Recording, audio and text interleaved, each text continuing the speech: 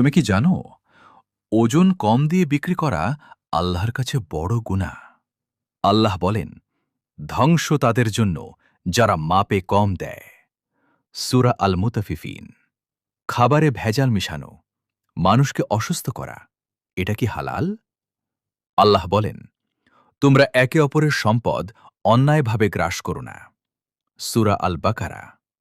অনলাইনে মিথ্যা বলে টাকা নেওয়া, ফেক প্রমিস দেওয়া, এটাও প্রতারণা। রসূল সাল্লাল্লাহু আলাইহি ওয়াসাল্লাম বলেছেন, যে ধোঁকা দেয় সে আমাদের অন্তর্ভুক্ত নয়। সহিহ মুসলিম। বন্ধু তোমার উপর ভরসা করল, আর তুমি তাকে ধোঁকা দিলে? রসূল সাল্লাল্লাহু আলাইহি ওয়াসাল্লাম বলেছেন, যে ব্যক্তি আমাদেরকে ধোঁকা দেয় সে আমাদের দলভুক্ত নয়।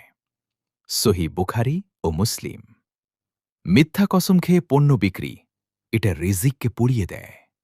রসূল সাল্লাল্লাহু আলাইহি ওয়াসাল্লাম বলেছেন, মিথ্যা কসম পণ্যের বিক্রি বাড়ায় কিন্তু বরকত নষ্ট করে।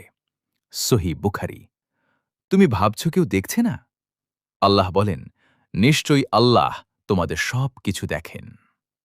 প্রতারণা করে তুমি কিছু টাকা পাবে, কিন্তু আখিরাতে? আল্লাহ বলেন, প্রতারকরা সফল হবে না। সূরা ইউনুস। আসো, আজই তওবা করি, কারণ মৃত্যু কবে আসবে আমরা জানি না। আল্লাহ বলেন, নিশ্চয়ই আল্লাহ তওবাকারীদের ভালোবাসেন। সূরা আল বাকারা। আজ থেকে প্রতারণা নয়, সতত্বের পথে চলি, হালাল উপার্জন করি। আল্লাহ আমাদের সবাইকে হেদায়েত দিন। আমিন।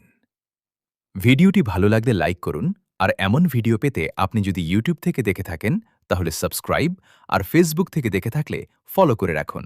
জাযাকাল্লাহু খাইরান।